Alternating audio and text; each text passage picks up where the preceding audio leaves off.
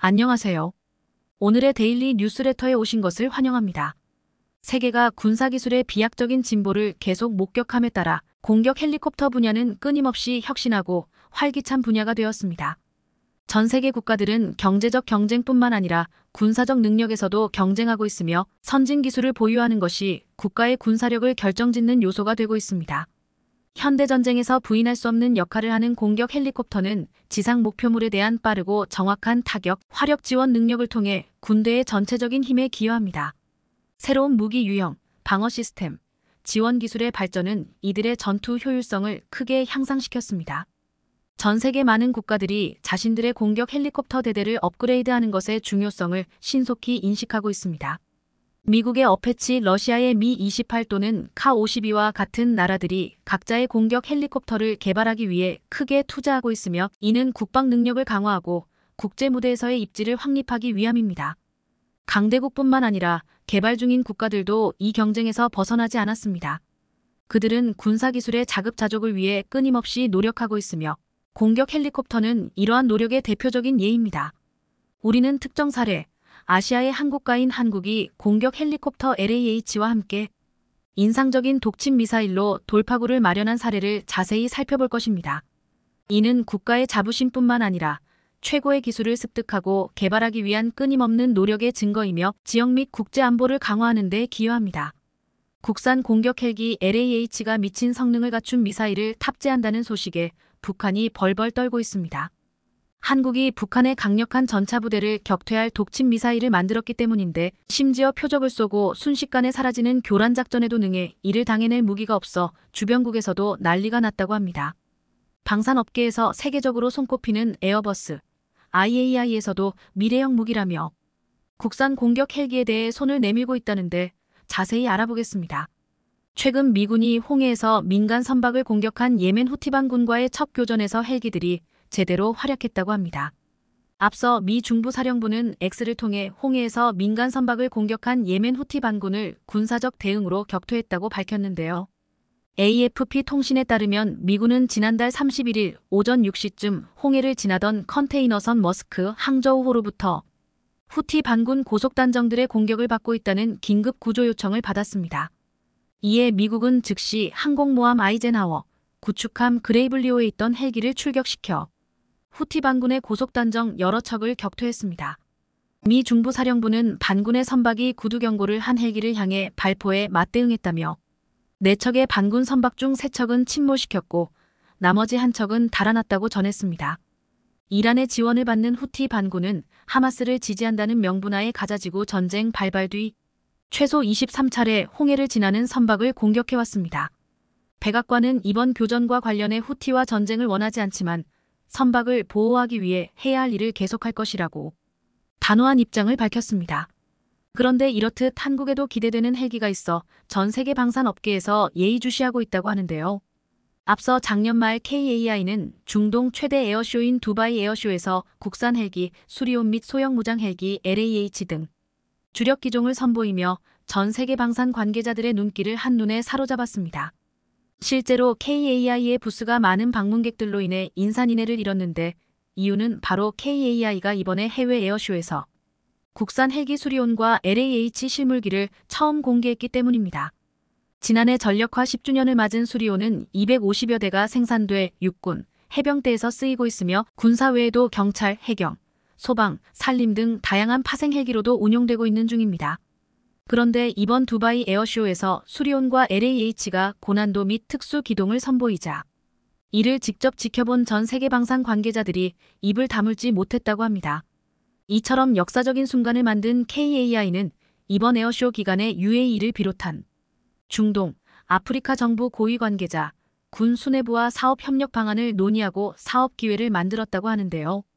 이런 이유로 현재 국산 항공기가 제2의 중동 붐을 이끄는 핵심 사업으로 자리매김할 수 있다는 분위기가 증폭되고 있으며 수출 기대감 또한 커지고 있는 상황입니다. 여기에 더해 이제 국내에서 LAH는 육군 주력 헬기로 자리 잡은 수리온의 계보를 이어나갈 것으로 기대되고 있는 중입니다.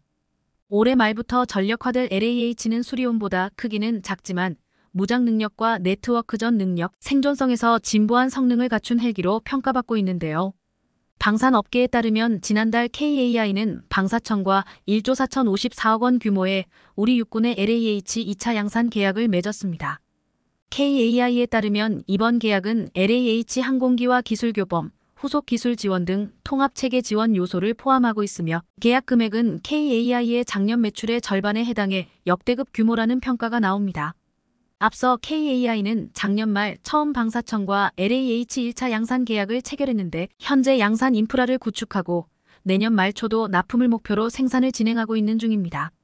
그리고 이번에 추가로 계약을 맺은 2차 물량은 2025년 4분기부터 순차적으로 납품될 계획으로 알려졌습니다.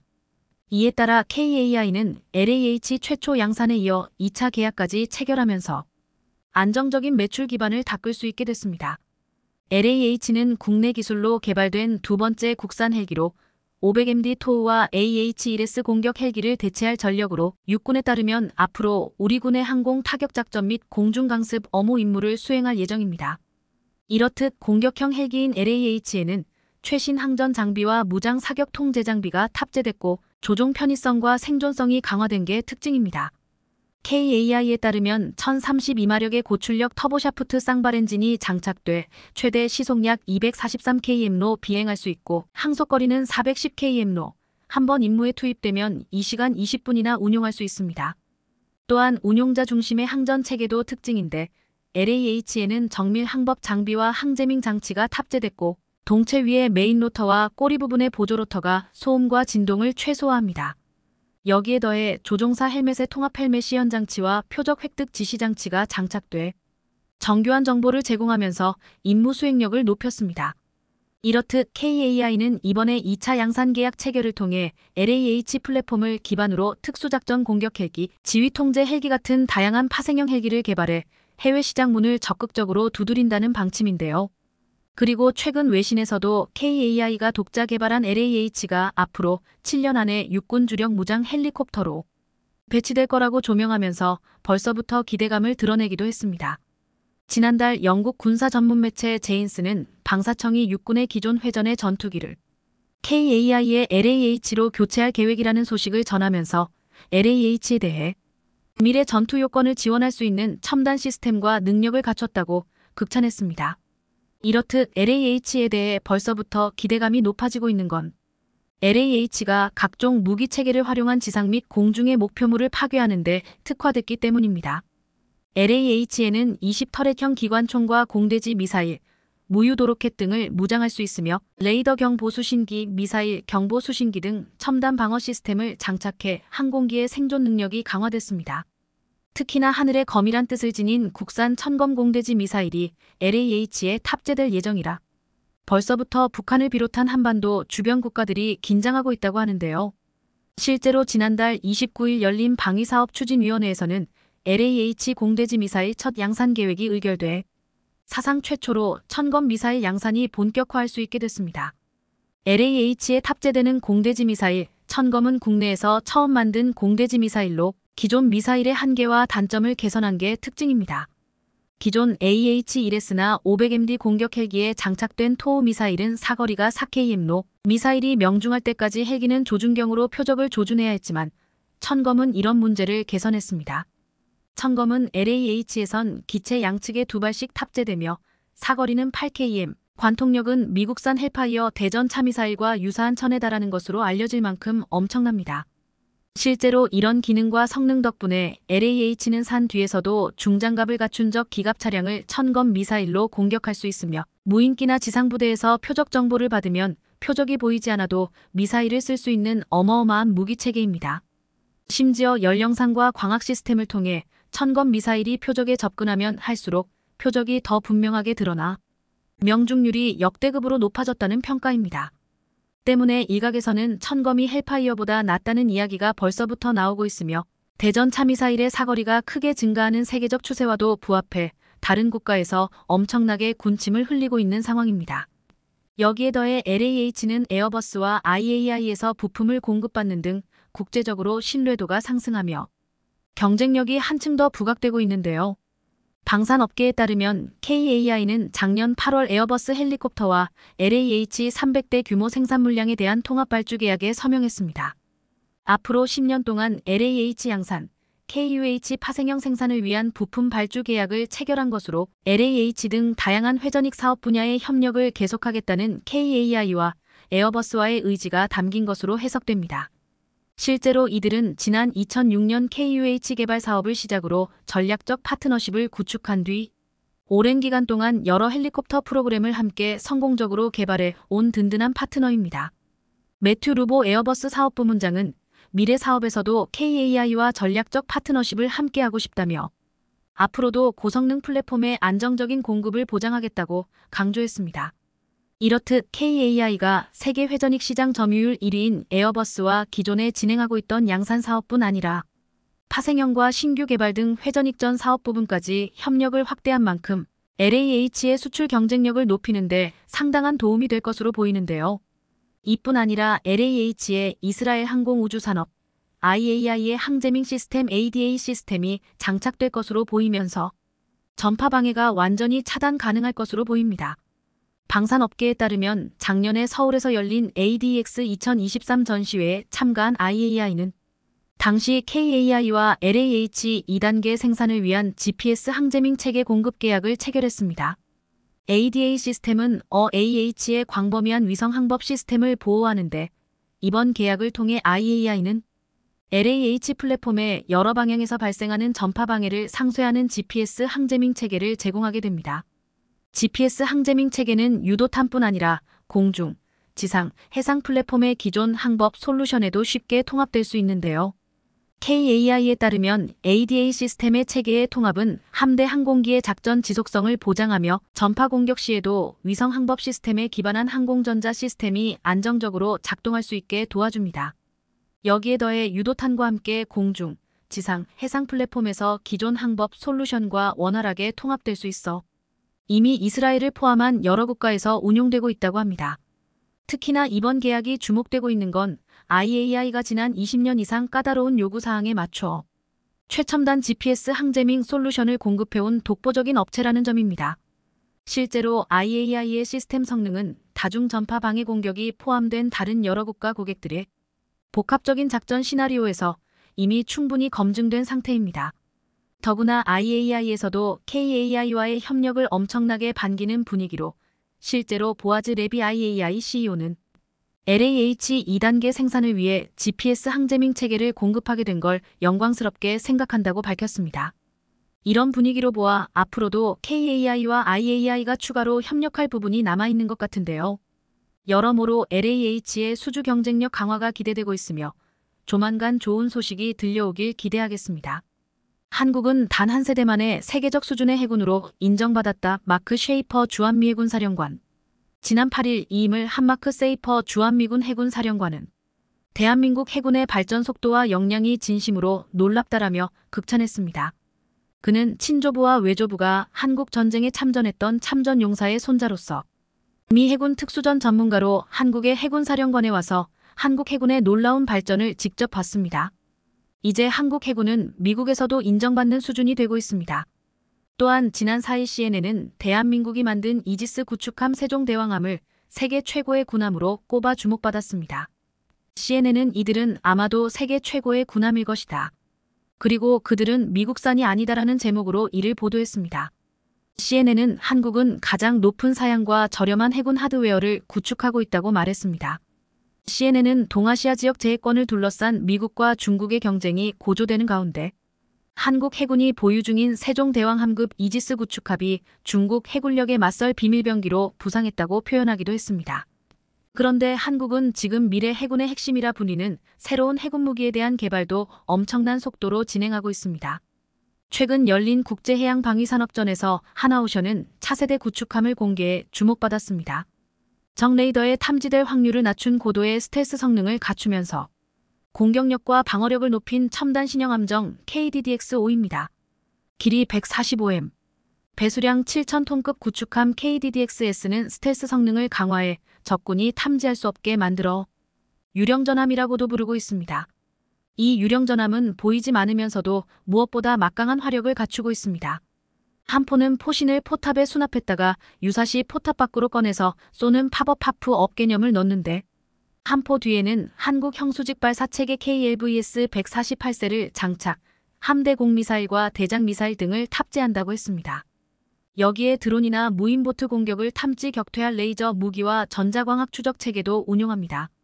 또한 인구 감소에 따른 병역 자원 부족에 대응하고자 로봇 기술을 적용해 승조원 규모를 줄이겠다고 했는데, 여기에 정찰 또는 공격 임무를 수행할 다양한 무인 무기를 실을 예정입니다.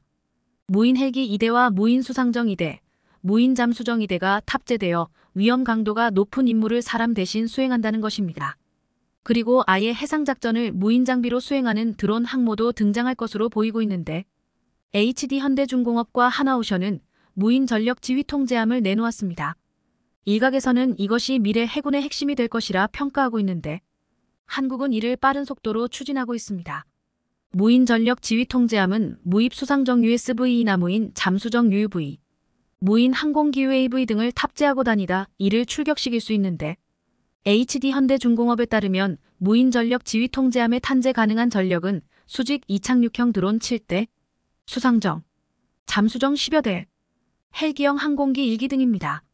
하나오션은 약 1만 6천 톤급으로 무인 전력 지휘 통제함을 내놓았는데, 여기에 대형 고정의 드론 6기를 위한 전자식 항공기 발진 시스템 EMALS과 강제착 함장지를 갖춘 대형 활준로 1개를 포함한 활주로 3개를 탑재해 항공모함에 가까운 모습이었습니다.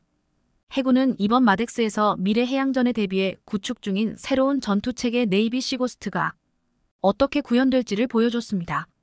네이비 시고스트 전투체계는 수상함과 잡수합 등 유인전에 무인 수상증 USV, 무인 잠수증 UUV, 무인 항공기 UAV, 무인 자율 로봇, 무인 수중 자율기로 탐색제 AUV, 무인 차세대 기로 제거 처리기 EMDW 등 무인 전력이 총합세해 전투를 벌이는 개념입니다. 이 전투 체계를 실현하면서 가장 주목받은 장면은 상륙작전이었는데, 무인 수상정과 드론 편대가 돌격대로 적 해안의 소형 함정을 격파하고 상륙 병력의 교두보를 확보했습니다. 이어 제285 무인 전력 지휘함이 다수의 군집 유령함과 헬기형 무인 항공기를 통제하며 진입했고, 마무리는 상륙 기동 헬기와 고속 상륙정 등 유인 전력이 맡았습니다. 이미 미국이 중국을 상대로 거대한 유령함대를 만들고 있는데, 한국도 이를 구현하려 하고 있습니다. 그런데 일각에서는 한국이 미국이 구현하는 유령함대를 완성하는데 결정적 역할을 할 것이라는 말을 하고 있습니다. 최근 우크라이나 전쟁으로 인해 미국을 중심으로 서방 국가들이 러시아의 확장 정책을 견제하려는 가운데, 이 틈을 타서 대만을 위협하고 있는 중국의 움직임 또한 심상치 않은 상황입니다. 지난 24일 대만 국방부는 중국 전투기 19대가 대만 주변에서 포착되었으며 이 중 8대가 대만 해협 중간선을 넘어 접근 수역인 24일까지 근접했다고 알렸습니다. 이번 우크라이나 전쟁을 보고서 미국에서는 당장 미중 전쟁이 벌어진다면 미국이 불리할 것이라는 분석이 나오며 큰 우려를 하고 있습니다. 재래식 무기나 포탄을 만드는 미국의 생산력이 현저히 딸리고, 무엇보다 지금 해군력에서도 중국이 미친 듯이 군함을 건조하며 미국을 추월했기 때문입니다. 이에 미국이 해결책으로 생각한 것이 바로 한국입니다. 한국의 수준 높고 빠르고 가격도 싼 군함 건조 능력을 미국이 이용하자는 것입니다. 지난 2월 미 해군 군함 조달 사업 수장이 한국조선 3사를 극비리에 방문했습니다. 미 해군 산하 조직인 해군 시스템 사령부 톰 앤더선 해군 제독은 한국을 찾아 한국 해군 함정 프로그램 정보를 보고 한국조선해양과 대우조선해양, HJ중공업 등 국내 조선업체들을 방문했습니다. 톰 앤더슨 해군 제독은 미 국방부 최대 군사장비 개발과 조달을 책임지고 있기에 그를 한국에 보내 한국조선 3사를 방문해 건조 능력을 파악하게 한 것은 큰 의미가 있다고 했습니다. 당시 한국의 조선소를 둘러보고 앤더슨 제독은 우리는 세계적 수준의 조선 성능을 추구한다며 제품과 프로세스에 대해 교육해준 조선소에 감사드리고 상호 이익이 되기를 바라며 후속 계약을 기대한다고 말했습니다. 그리고 3개월 후 미 CNN은 미 해군 수뇌부가 미국 조선소가 중국의 속도를 따라갈 수 없다며 한국에게 미국 군함 건조를 맡기는 것을 고려해야 한다고 주장했습니다. 그런데 여기서 한국뿐만 아니라 일본에게도 맡길 수 있다고 했는데, 이 소식에 한국보다 일본이 환호하는 상황이 되고 있습니다. 최근 전 세계 조선 시장을 한국과 중국이 90%를 점유하면서 싹쓸이하고 있는데, 미국이 만약 군함 건조를 일본에게 맡긴다면 일본의 죽은 조선업이 다시 살아날 수 있다는 것입니다. 하지만 업계에서는 이미 일본의 조선업은 몰락해서 회복될 수 없는 상황이기에 미국의 군함을 건조하기는커녕 자국의 군함도 건조하는데 쉽지 않을 것이라고 보고 있습니다. 20세기 초반 세계 최강의 군력을 보유한 일본은 1980년대 세계 조선 산업을 이끌었지만 최근 기술자가 1만 명 이하로 급감하면서 한국, 중국과 경쟁력 격차가 심화되었습니다.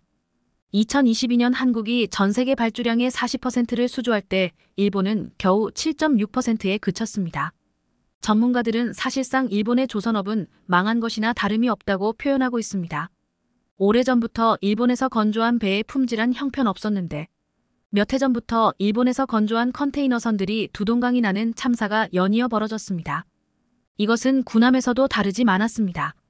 지난 2009년 일본 해상자위대 쿠라마 호위함이 한국의 컨테이너선 카리나스타와 충돌한 적이 있었습니다. 일본 통행관제소의 실수로 카리나스타에게 중앙선 침범을 지시했고 건너편에서 오는 쿠라마 호위함과 충돌했다고 했습니다. 그런데 선원이 20여 명도 안 되는 상선 카리나스타는 데미지 컨트롤을 잘해서 화재 등 재난 대처를 잘했는데 일본 구축함 쿠라마함은 불에 타며 배선수 부분이 완전히 녹아내렸습니다. 쿠라마함의 내구성은 한국의 상선보다 못했습니다. 또한 쿠라마함은 1991년에도 야마구치현 앞바다에서 소형 유조선과 접촉 사고를 일으켰고 2009년에만 일본 해상자위대 군함 충돌 사건이 무려 9번이나 일어났습니다. 군사 전문가들은 첨단 레이더를 장착한 해상자위대 군함들이 왜 충돌하는지 모르겠다며 의구심을 나타냈습니다. 이는 일본의 레이더 기술까지도 의심하게 만들고 있습니다. 결국 일본은 미국이 요청하면 하겠다고 하겠지만 미국이 원하는 수준의 군함을 건조할 수 있을지 의심스럽다는 것입니다. 여기서 최근 한국 조선업의 놀라운 소식이 일본을 완전히 기죽였다고 했습니다. 지난 25일 HD현대가 사우디와 손을 잡고 선박 엔진 공장을 만들겠다고 보도했습니다. 한국은 같은 날 석유화학 플랜트 건설 사업인 아미랄 프로젝트를 50억 달러 약 6조 4천억 원 규모를 수주해 역대 7위 규모의 수주를 따냈습니다. 여기에 더해 HD현대 2조선 중간 지주사인 HD한국조선해양은 사우디에 선박 엔진 공장을 만든다는 것입니다. 이 선박 엔진 공장에서는 HD현대중공업이 독자 개발해 원천 기술을 보유한 중형 엔진 힘센 엔진을 생산할 것이라고 했습니다. 합작 엔진 공장은 사우디 동부 주바일 인근 라스알카이르 지역의 킹살만 조선산업단지 내에 15만이 규모로 설립되는데 이 공장은 2025년부터 본격 가동돼 연간 선박용 대형 엔진 30대, 중형 엔진 235대, 선박용 펌프 160대를 생산할 예정입니다. 이미 사우디와 합작해 건설하는 중동 지역 최대 조선소 IMI 조선과 시너지를 기대하게 한다고 했습니다. IMI 조선소는 상선뿐만 아니라 군합 건조도 추진할 예정인데 현대중공업이 사우디에서도 군함을 건조하며 전 세계 군함 수출 시장에서 더 큰 입지를 가질 것이라고 했습니다. 지난해 말 사우디 빈살만 왕세자는 한국을 찾아 약 20시간을 머물며 40조 원이 넘는 투자를 해서 강렬한 인상을 남겼습니다. 그런데 빈살만은 한국에 이어 일본을 방문할 예정이었지만 돌연 취소했습니다. 이 노골적인 일본 패싱에 대한 정확한 이유는 알려지지 않았지만 사우디 빈살만은 한국에게만 거대한 투자를 하며 일본을 당황케 만들었습니다. 중국은 값싸게 배를 건조하며 한국의 조선업과 경쟁하고 있습니다. 그런데 이제 전 세계 조선업에서 한국이 중국을 제압하는데 사우디가 큰 역할을 할 것이며 또한 미국이 한국에게 군함 건조를 부탁하는 러브콜로 이어질 것이라고 기대하고 있습니다. 한국은 이를 통해 군함 수출에서도 큰 경제적 이익을 얻을 뿐만 아니라 군함 건조와 기술력 향상으로 강력한 해군력을 가질 것으로 전망하고 있습니다. 현대중공업이 해외에 함정 정비 지원센터를 구축하자 중국이 경악하고 있어 화제입니다. 과거 남중국해 핵심 요충지에 있던 미 해군기지가 한국을 통해서 부활했다는 것입니다. 실제로 한국이 만든 군함 10여 척이 이곳에 자리 잡게 됐으며 향후에는 잠수함까지 배치돼 중국이 크게 견제받을 가능성이 높게 나오고 있습니다. 시진핑까지 긴장한 것으로 나타났는데 무슨 일이 벌어지고 있는지 자세히 알아보겠습니다. 현대중공업은 최근 필리핀 수빅 해군기지에서 군수지원센터 개소식을 가진 바 있습니다. 개소식에는 필리핀 국방부 차관과 해군 참모총장 등이 참석했습니다. 작년 6월 필리핀 국방부와 계약을 체결한 지 6개월 만의 일입니다. 우리나라 방산업계 최초로 해외 MRO 서비스 센터를 구축하게 된 것입니다. 이곳에서는 현대중공업이 2016년 수주에 2020년과 2021년 인도한 필리핀 호위함 2척에 대한 유지보수 정비 지원이 예정되어 있습니다. 정비부품 보관 창고와 정비교육장 등으로 구성되며 정비창 요원들을 위한 다양한 교육 프로그램도 준비되고 있습니다. 현대중공업은 작년 3월 이에 대한 준비도 마쳤는데 STX 엔진, LIG 넥스원 하나시스템 등과 공동으로 선박 수출 및 MRO 사업 협력 협약을 체결한 바 있습니다. 이로써 현대중공업은 함정 설계, 건조에 이어 수명주기 관리를 아우르는 글로벌 종합솔루션 기업으로 발돋움하게 된 상황입니다. 그런데 필리핀은 해당 시설 건설에 또 다른 의미를 두고 있습니다. 필리핀 대표 조선소를 살리는 마지막 노력이라는 평가를 하고 있는 것입니다. 사실 필리핀 수빅에서 조선소를 운영했던 기업은 한진중공업입니다. 수빅 조선소는 총 23억 달러가 투입돼 2006년 착공해 2009년 완공된 바 있습니다. 미국 해군 기지 부지를 매입해 총 300만 제곱미터 규모로 건설했던 것입니다. 이는 영도 조선소 면적의 10배가 넘는 규모입니다. 생산된 블록과 기자재를 도크로 옮기는 운반거리는 1km를 넘지 않았으며 생산 과정은 상당 부분 자동화되어 있었습니다. 한때 2만 명의 노동자가 일하면서 세계 10위권 수주량을 확보했을 정도입니다. 하지만 2015년 중반부터 업계 전반에 걸친 화물선 공급 과잉으로 재정적 어려움에 빠져들었습니다. 필리핀 은행으로부터의 4억 달러 대출을 포함해 13억 달러에 달하는 채무를 상환하지 못했던 상황입니다. 새로운 일거리를 찾기 위해 고군분투했지만 2018년 12월 무려 7천여 명의 노동자를 해고한 후 다음 달 법정 관리를 받아야 했습니다. 파산 직전까지 120척 이상의 선박을 인도했지만 결국 무너졌죠. 주인을 잃은 수빅 조선소에 눈독을 들였던 곳은 중국입니다. 중국 업체들이 인수에 참여하면서 미국과의 갈등을 촉발시켰던 것입니다. 이런 상황에 미국 서버러스가 인수에 참여했고 작년 상반기 매각이 성사됐죠. 한진은 보유했던 300헥타르에 대한 50년 임대를 서버러스 관계사로 이전했습니다. 수년간의 협상 끝에 필리핀 정부는 기존 조선소 시설을 2개 구역으로 나누기로 결정했고 북부 야드는 필리핀 국방부의 해군 기지의 노비로 전환된 상황입니다. 작년 5월 문을 연 이 시설은 현재 필리핀 해군함대에 본항이 됐습니다. 300헥타르 부지 중 100헥타르에 걸쳐 해군 기지가 완성된 것입니다. 필리핀 국방부는 그곳 중 일부를 현대중공업에 제공해 정비 보충 등을 지원받기로 했습니다. 한국 업체가 운영하던 시설이니 한국산 군함과 지원 시설을 두는 것이 최적이라 판단했다는 분석입니다. 델핀 로렌자나 국방부 장관은 은퇴 전 마지막 기자회견에서 현대중공업에 주문한 모든 선박을 수리할 정비센터를 갖게 됐다며 한진중공업 필리핀 조선소 재가동 노력의 마지막 단계라 밝히기도 했습니다. 한진이 운영했던 수빅 조선소는 위로는 중국과 대만이 있고 주변으로는 베트남, 말레이시아, 인도네시아 등으로 이어져 있어 해상 교통의 중추이자 군사적 요충지로 평가받고 있습니다. 즉 언제라도 전쟁이 발발할 수 있는 화약고 지대인 것입니다.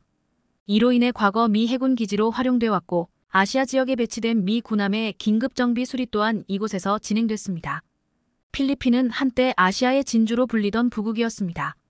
태평양과 남중국해의 풍부한 해양 자원은 물론 영토 곳곳에 금과 구리, 니켈, 크롬 같은 값 나가는 자원이 널려 있었기 때문입니다. 연중 온화한 기후와 비옥한 토지는 쌀, 바나나, 사탕수수 등을 대량으로 생산하기에 적합했죠. 1946년 미국으로부터 완전히 독립한 뒤 한동안 번영을 구가했고 6.25 전쟁 중에는 연인원 7,000명이 넘는 병력을 보내 국제사회의 책임있는 일원으로 활약하기도 했습니다. 1992년 미군 철수 직전까지 필리핀 수빅에는 미 태평양함대 핵심 전력인 제7함대가 자리하고 있었습니다. 항공모함과 전함, 순양함, 핵잠수함이 수시로 드나들었죠. 당시 필리핀 주변 남중국해는 평화로운 상황이 유지됐습니다. 하지만 1992년 미군이 떠나면서 상황이 급변했습니다. 중국은 기다렸다는 듯 스프레들리 군도에 해군력을 보내 주변 암초를 모조리 점령했고 스프레들리 군도 일대 환초들을 아예 인공섬으로 만들어버렸던 것입니다. 필리핀이 헤이그 국제사법재판소에 중국을 제소해 승소했지만 소용이 없었습니다. 이런 상황에 미국 해군기지가 있던 수빅만은 필리핀 경제특구로 전환돼 있었습니다. 그 후 한진중공업 조선소로 이용되다가 또다시 해군기지로 변신한 상황입니다. 그런데 이곳에 한국이 최초로 해외 선박 MRO 지원 기지를 오픈하자 중국 언론들은 한국의 군수품 수출이 놀라운 속도로 증가했다며 경악하고 있습니다. 사실상 한국 호위함과 지원센터가 과거 미군 해군기지 역할을 하고 있다는 것입니다. 지난달에는 한화시스템 전투체계 훈련센터 완공식까지 진행됐습니다. 엔진 장비실, 시뮬레이션 훈련장, 통제실 등으로 구성되어 있으며 함정전 투체계 CMS모 이훈련을 포함한 각종 교육 장비가 설치되어 있습니다. 필리핀 해군은 그동안 직접 군함에 올라야 가능했던 교육 훈련을 지상에서도 실시할 수 있게 됐다며 한국의 감사함을 표하고 있습니다. 한화시스템은 해군 수상함, 잠수함 등 80여 척의 전투체계를 공급한 바 있죠. 현대중공업이 필리핀에 제공하기 위해 만들었던 군함에도 장착돼 있습니다. 현대중공업은 2,600톤급 호위함 2척을 필리핀에 성공적으로 인도한 데 이어 3,200톤급 초계함 2척을 수주해 건조 중에 있습니다. 그리고 작년 6월 2,400톤급 원의 경비함 OPV 6척 계약까지 체결했습니다. 원의 경비함은 울산 현대중공업에서 건조해 2028년 인도될 예정입니다. 중국 언론은 필리핀이 한국 군함 6척을 한 번에 사들이자 놀라워했고 필리핀 근처 해역에 갈 땐 조심해야 한다는 보도까지 했습니다. 이번 6척 계약은 총 7,400억 원 정도인데 기존 군함까지 하면 1조 7천억 원이 넘는 규모입니다. 성능도 좋은데 계약보다 배를 빨리 건네주고 사후 서비스 AS까지 확실하다. 필리핀이 계속해서 현대중공업의 군함 건조를 요청하는 이유입니다. 사실 필리핀은 섬나라이면서도 해군력이 강하지 않았죠.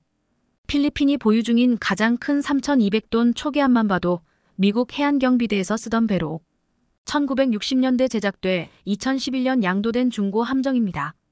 1,000톤이 넘는 수상 전투함은 7척뿐이었습니다. 결국 남중국해 갈등에 대응하기 어렵다고 판단해 호라이즌 프로젝트에 착수했던 것입니다. 1차 호세리잘급 구입과 2차 초계함 및 원해 경비함 모두 한국 업체에게 맡겼죠. 여기에 중국이 또 긴장하는 부분은 현대중공업 호위함에 이스라엘 방산기업 IAI의 알파 3D 레이더가 달렸다는 것입니다. 해당 레이더는 한화시스템이 제공한 전투관리 시스템 CMS과 완전히 통합돼 있습니다. 중국 언론은 레이더 탐지거리가 400km에 이르고 수직발사 16기를 가지고 있는 한국산 호위함에 공포를 드러내고 있습니다. 필리핀이 현대식 미사일 호위함에 이어 경량 이지스함도 보유하게 됐다는 것입니다. 올해부터 시작되는 호라이즌 3 전투함 선정에도 한국이 유리한 위치에 올라서 있습니다. 필리핀 해군은 대우조선해양이 개발한 1,400톤급 잠수함에도 관심을 보이고 있는 상태입니다. 작년 5월 필리핀 군수 관계자가 방한해 대우조선해양의 잠수함 작업장 등을 찾았고 방산 전시회 때 설치된 잠수함 모형에 큰 관심을 보이기도 했습니다. 최소 5억 달러가 넘고 유지비도 비싼 프랑스 잠수함 스콜팽금에는 부정적이지만 가성비가 뛰어난 한국산 잠수함에 호감을 표시한 상황입니다. 필리핀은 동남아시아 지역 내 한국의 최대 무기 수출 대상국입니다. 2020년까지 5년간 한국의 무기 수출액은 영국 14%, 필리핀 12%, 태국일 1% 순으로 많았습니다. 이런 수출을 이끌 수 있었던 것은 과거 한국의 무기 공여가 큰 역할을 했습니다. 그런데 최근 한국이 또다시 우방국들의 주목을 받는 일이 발생했습니다. 지난 30여 년간 우리 바다를 굳건히 수호한 함정 8척이 2022년을 끝으로 명예롭게 전역을 했기 때문입니다. 전남함, 제주함, 속초함, 영주함, 그리고 참수리 고속정 등입니다. 전남함 1,500톤급과 제주함은 1989년 취역 후 활약을 해왔습니다. 전남함은 1999년 제1연평해전과 2009년 대청해전에 참전하기도 했습니다. 특히 영주함은 제1연평해전에서 북한 어뢰정 한 척을 침몰시켰고 이를 기념하기 위해 적함 격침 킬마크가 함교에 새겨져 있습니다. 이들의 빈자리는 인천급이 1,500톤과 대구급이 1,800톤 등 호위함이 채우고 있습니다. 참수리 고속정의 빈자리에도 강력한 전투력을 갖춘 유도탄 고속함 450톤급과 신형 고속정이 임무를 수행하고 있습니다. 즉 구형 군함 퇴역 후 이를 우호국에 제공하더라도 문제가 없는 상황입니다. 필리핀 해군은 포항급 호위함 2척을 추가로 공여받기를 희망하고 있습니다. 이에 중국은 콜라도 야팜에 대한 역사까지 꺼내며 두려움을 표시해왔습니다. 필리핀 해군은 2019년 인도된 포항급 호위함 한 척 이름을 콜라도 야팜으로 바꿨고 그내 경비에 투입한 후 중국 군함이 깜짝 놀라 도망갔던 일화는 유명합니다. 그리고 몇 달 뒤 필리핀 영해에서 활동 중인 중국 잠수함을 잡아내기도 했습니다. 이는 필리핀 해군 역사상 최초의 성과라는 발표까지 나왔죠. 성능이 탁월해 7,100개의 섬을 방어할 수 있는 최적의 초계함이라는 평가입니다. 재작년 말 퇴역한 안동함 1200톤급이 필리핀으로 무상 양도가 결정됐을 때 군 관계자들이 곧바로 한국으로 날아와 크게 만족을 했던 이유입니다. 한국은 그동안 40척의 함정을 10개 우호국에 공여해 방산협력 수단으로 활용해왔습니다. 포항급 초계함은 총 24척이 건조돼 현재 10여 척이 운용되고 있는 상태인데 퇴역 함정은 순차적으로 우호국에 제공되고 있습니다. 한국은 우호국과의 협력을 통해 굳건한 방위력을 유지해가길 바랍니다. 중국의 1대1로로 주변국들이 경제 위기에 빠지며 급기야 붕괴에 직면하는 최악의 상황이 벌어지고 있습니다. 작년엔 중국의 진 막대한 외채 때문에 경제난에 시달린 스리랑카에선 시위대가 대통령궁을 그런데 현재 스리랑카와 같은 상황인 즉 중국의 진 빚의 함정에 빠진 곳이 10여 개 국가에 달하면서 이들 모두 빈곤의 나락에 빠졌다는 충격적인 소식이 전해졌습니다. AP에 따르면 파키스탄, 잠비아 등 12개국 대부분이 외채의 절반 이상 중국 채무였으며 정부 세수의 3분의 1 이상을 애티부채 상환에 쓰는 것으로 드러났습니다. 하지만 최근 중국 내 경제 상황도 하루가 다르게 심각해지고 있는데 심지어 중국 경제가 몰락하고 있다는 여러 가지 신호들까지 포착되고 있는 상황입니다. 그런데 이 상황에 한국이 중국 몰락을 더욱더 가속화시키고 있다고 하는데 어떻게 된 일인지 자세히 알아보겠습니다. 중국 경제를 둘러싸고 각종 대내외 악재가 겹치고 있는 가운데 중국이 빚더미에 가라앉을 엄청난 위기에 빠졌습니다. 재정 상황이 어찌나 심각한지 중국 지방정부가 3경 원이 넘는 부채로 인해 난방조차 제대로 공급하지 못할 정도라고 해 그야말로 충격을 줬는데요. 블룸버그에 따르면 최근 골드만삭스가 추산한 중국 지방정부 부채는 23조 달러, 약 3경 원이 넘어서는 것으로 드러났습니다. 실제로 중국 헤이롱장성 허강시는 재정위기로 지역사회까지 불안감에 휩싸였는데 이곳은 주력 산업이었던 석탄산업 몰락과 팬데믹, 부동산 위기가 겹쳐 재정이 급격히 악화됐습니다. 결국 허강은 재정 수입의 2배가 넘는 부채를 견디다 못해 재정 긴축에 들어갔고 그 결과 기반시설 운영에 지장이 생겨 겨울 내내 난방을 하지 못할 처지에 이르렀는데요. 그런데 더 큰 문제는 중국 내 다른 도시들도 수년 안에 허강처럼 될 거라는 전망입니다. 실제로 미국 싱크탱크 매크로폴로는 중앙정부의 보증이 없다면 중국 지방정부의 3분의 2는 채무를 제때 변제할 수 없다는 게 현실이라고 지적했습니다. 여기에 더해 최근 중국의 숨겨진 채무가 급증하며 중국의 부채 비율이 또다시 역대 최고치를 경신했는데요. 중국 국가금융발전연구소에 따르면 중국의 1분기 말 GDP 대비 총부채 비율은 282%로 역대 최고치였던 작년보다 9%나 급등했습니다. 이 가운데 중국 기업의 부채 비율이 167% 기록하며 가장 두드러졌는데 이는 중국 지방정부의 숨겨진 부채 때문인 것으로 보입니다. 중국 지방정부의 자산을 담보로 인프라 투자 사업을 벌이는 LGFV의 채무는 현재 지방정부의 채무로 잡히지 않고 있어 눈속임을 하는 것 아니냐는 지적인데요. LGFV의 채무가 기업 채무로 분류되기 때문에 정부 부채 비율이 낮고 기업 부채 비율이 높게 나온다는 겁니다. 따라서 현재 여러 가지 수치로 드러나고 있는 것보다 훨씬 더 많이 중국의 부채가 상당할 것으로 보입니다.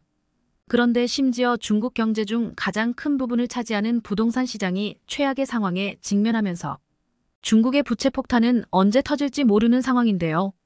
중국 정부의 활성화 대책에도 부동산 시장이 회복할 기미를 보이지 않으면서 최근엔 빚에 몰린 개발업체들의 아파트가 무더기로 경매에 쏟아지기까지 했습니다. 중국 언론에 따르면 올해 들어 칭다오에서만 494채의 아파트가 법원 경매 물량으로 나오는 등 중국 부동산 시장이 장기 침체에 빠졌다는 사실을 방증했습니다. 그런데 이런 상황에 한국은 탈중국을 가속화하며 중국에 더 큰 걱정거리를 선물해줬습니다. 앞서 열린 G7 정상회의에서 한국이 반도체, 배터리 등 첨단 산업에서 중국에 대한 공급망 의존도를 낮추겠다고 공개적으로 밝힌 건데요. 실제로 최근 정부와 국내 기업들은 중국 의존도를 낮추는 방안을 다각도로 모색하며 중국 외 다른 국가들과 협력을 추진하고 있는 중입니다. 지난 16일엔 캐나다와 핵심 광물 공급망 청정에너지 전환에너지 안보 협력 MOU를 체결하고 장관급 경제안보 협의체를 운영하기로 했는데 이 역시 중국 의존도를 줄이기 위한 맥락입니다. 이렇게 한국이 중국을 본격적으로 손절하려는 움직임을 보이자 이를 알아차린 중국은 지칠회 이후 한국에 갑작스런 제재를 가하며 불순한 의도를 드러내고 말았습니다. 실제로 이달 중순부터 중국 일부 지역에서 네이버 접속 장애가 발생한다는 이야기가 계속 나오면서 중국 정부가 네이버를 차단한 거 아니냐는 추측이 이어졌습니다. 그리고 최근 한국 가수 정용화의 중국 예능 프로그램 출연이 취소되자 한한령이 부활할 수도 있다는 목소리가 나오기도 했는데요. 하지만 다양한 분야에서 한국 기업들은 할만하다 혹은 오히려 좋아라는 반응을 내놓으며 분위기가 완전히 달라졌음을 실감케 했습니다. 이는 수년 전부터 지나친 중국 의존도를 의식해 호주, 아세안, 북미 남미 등으로 수입처 다변화를 꾀했던 특히나 전기차 배터리 관련 기업들은 탈중국에 대해 오히려 좋다는 반응으로 자신감을 보이고 있습니다. 포스코그룹은 그동안 호주 리튬과 니켈 자원 개발을 위해 4조 원 이상의 투자를 해온 것으로 파악되는데 아르헨티나 염호에서 역시 리튬을 채굴할 계획입니다. 이렇게 확보한 자원을 바탕으로 포스코퓨처엠이 각종 배터리 소재를 만든다면 중국 의존도를 크게 낮출 수 있다는 분석입니다. LG화학 역시 최근에 미국 피드몬트 리튬과 연 20만 톤 규모의 리튬 정광 구매 계약을 맺으면서 공급망 다변화를 꾀했습니다.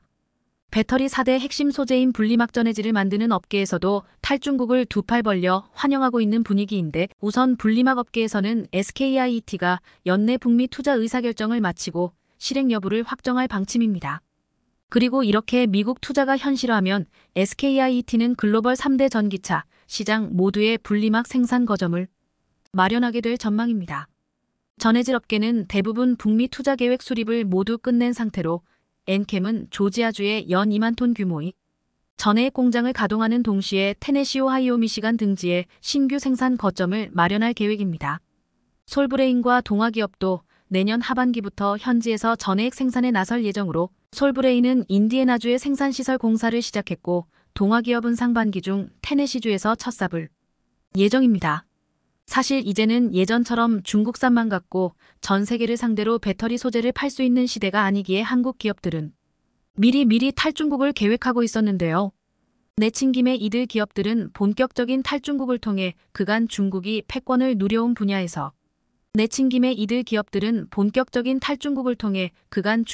패권을 누려온 분야에서 추격의 기회를 잡으며 우리가 패권을 가져오겠다는 자신감까지 내비치고 있는 것으로 보입니다. 여기에 더해 최근 현대차도 중국 경제의 몰락을 가속화시키는데 힘을 보태고 있는 중인데요. 자동차 업계에 따르면 현대차가 6월 창저우 공장 가동을 멈추고 공장 설립 7년 만에 매각하기로 결정했습니다. 창저우 공장은 현대차의 네 번째 중국 공장으로 현재 공장 일부 설비를 현대차 베이징 1공장에 이관하고 사업 철수 과정을 밟고 있다고 합니다. 현대차 철수 결정 소식에 창저우 지역 주민들은 현대차 공장이 곧 문을 닫는다는 소문을 들었다. 2016년 공장을 세울 때만 해도 사람들이 모두 기뻐했는데 문을 닫는다니 너무 아쉽다는 반응이 쏟아졌는데요. 하지만 현대차는 이런 현지 분위기에도 불구하고 냉정하게 중국 시장을 떠날 준비를 착착하고 있는 중으로 실제로 중국 내에 있는 나머지 공장도 거의 가동하고 있지 않다고 합니다. 현대차가 이렇게 냉철한 판단을 할 수 있었던 건 중국 판매가 아니어도 해외에서 아주 무섭게 폭풍 성장 중이기 때문입니다. 유럽과 미국의 완성차 업체들이 현대차를 의식할 정도로 자동차 업계에선 현대차가 전기차 혁신기업으로 성장했다는 평가를 받고 있는데요. 최근 월스트리트 저널이 현대차는 어떻게 그렇게 쿨해졌나라는 제목의 기사를 낼 정도로 전기차 시장이 새로운 강자로 두각을 내고 있음을 방증했습니다.